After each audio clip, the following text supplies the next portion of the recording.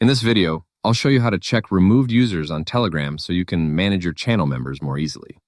Open the Telegram app. Then go to the channel where you are an admin or owner.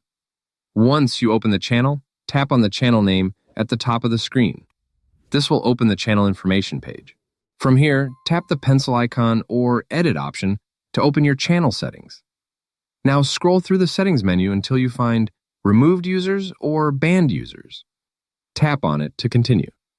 Here you'll see a complete list of users who were removed, banned, or restricted from accessing your channel. You can tap on any user from the list to view more options.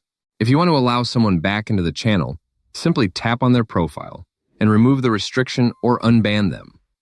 Telegram makes it easy to manage removed users, especially if you accidentally ban someone or want to restore access later. Once you're done reviewing the list, tap the check mark in the top right corner to save any changes you made. And that's it. That's how you can check removed users on a Telegram channel and manage who has access to your community.